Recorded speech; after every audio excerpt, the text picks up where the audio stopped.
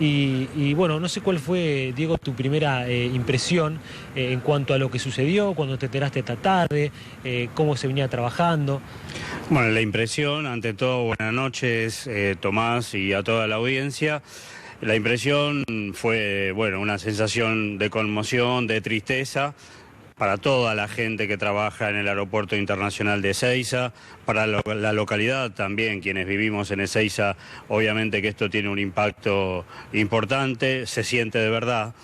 Son horas tristes, así que bueno, la solidaridad con los familiares de Bulacio fallecido y de bueno, quienes sufrieron heridas y del resto, ¿no?, de los trabajadores y profesionales que ponen día a día lo mejor para llevar esto adelante. Es un impacto fuerte porque más allá de temas evidentemente políticos y de este tiempo de coyuntura política, esta obra, la terminal de partidas nueva del Aeropuerto Internacional de Ezeiza, es una obra que desde lo edilicio y desde lo arquitectónico y desde la ingeniería, es una obra que no tiene precedentes en la industria aeroportuaria del país. Esta obra desde lo civil es la primera obra que se realiza, por ejemplo, con soldadores navales. Para quienes pudieron ver fotos o vieron alguno de los videos, la estructura que se ve por afuera es un edificio que adentro contiene otro edificio más, denominado Zeppelin. Entonces, esto realmente generó muchísimas expectativas por el servicio que esto va a redundar en el pasajero, en los usuarios, en toda la industria aérea. Así que el primer impacto fue ese, claramente. Después, Diego, a mí me tocó hacer... Sí. No, Sí, discúlpame Tomás. discúlpame que te corte. No, es que la obra está fuera de discusión.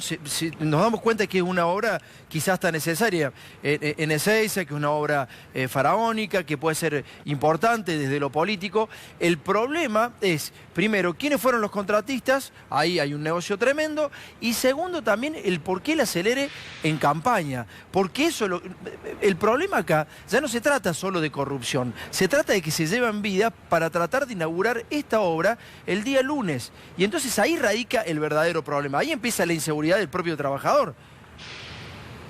Bueno, empezó en esa línea, empezó según trascendidos que circularon también en el ambiente aeroportuario desde antes, porque el apuro no fue de esta semana.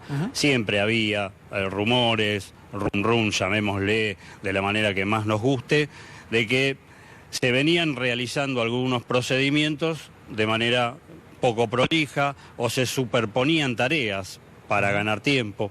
Eso por lo menos yo lo conocía.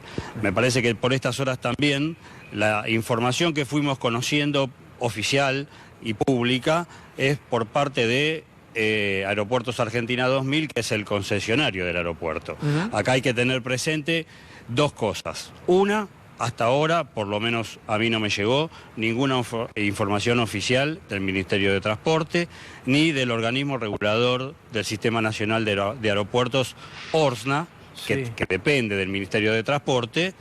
Al frente del ORSNA está Patricio Di Stefano, quien también tiene competencia en función de controlar las obras, no de este aeropuerto o esta obra solamente, sino todas las obras aeroportuarias del país, y que también tiene injerencia en la asignación, en la llamada licitación y asignación de lo que se licite y de quien gane esas licitaciones a nivel de empresas que directamente están vinculadas a la obra, otras empresas que son tercerizadas, en función de que la complejidad de la obra hace que, por ejemplo, 60 empresas son las que estén participando de esta etapa de la obra del aeropuerto. Digo, ¿se trabajaba día y noche ahí o eran horarios normales, naturales de trabajo? ¿O últimamente se estaba trabajando más?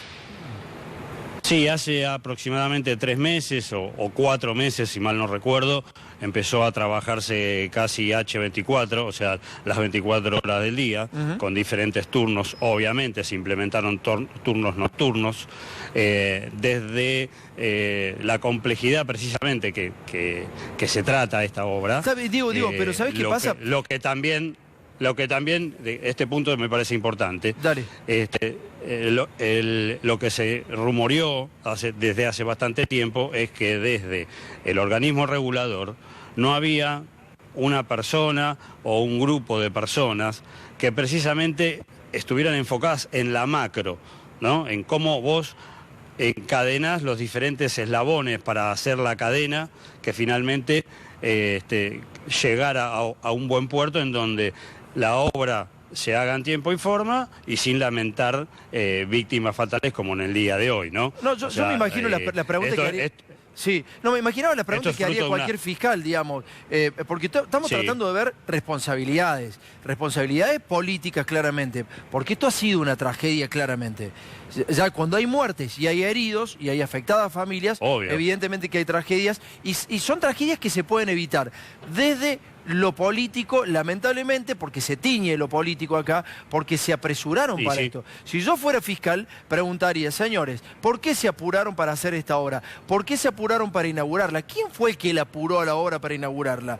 ¿Cómo se dieron esos plazos? ¿Quiénes son las empresas? ¿Cómo se hicieron las transferencias de acciones? Y va a salir un único responsable, lamentablemente. Lo dijo Nico hace un ratito nada más. ¿Quién tenía que inaugurar esa obra? Hay un único responsable en todo esto. Lamentablemente. Digo, ahora, los trabajadores no podían levantar aún más la voz y tratar de frenar la obra, porque vos me decís, Diego, que escuchabas el rumor en Ezeiza, se decía entre los trabajadores que se estaba apurando demasiado la obra. ¿No hubo alguna instancia, por lo menos formal, por la cual los trabajadores levantaban la voz? Mira, evidentemente, y yo me desasné como mucha gente en el día de hoy, que había un pedido de informe para detener en forma parcial o total la obra en función de temas de higiene que no se estaban cumpliendo como debían cumplirse. Entonces, evidentemente, había cosas que desconocíamos y que hoy salen a la luz como en tantas otras ocasiones y en tantos otros hechos a raíz de una muerte que puede llegar a ser evitable. Claro. Esto, repito, marco la complejidad, ¿por qué? Porque en la cadena de responsabilidades claramente debe haber y debe encontrarse un responsable máximo. Ahora, también hay otros responsables de esa cadena, digamos, de irregularidades presuntas que han provocado esta tragedia, que no tiene que ver solamente con una persona. Esto es un sistema. Claro. Y la falla claramente debe ser abordada, supongo yo, en lo que es arquitectura e ingeniería. No conozco con profundidad eso, pero con la similitud que puede haber en función del transporte aéreo, o sea, vos si apuntás a un responsable solo, no vas a conocer qué pasó.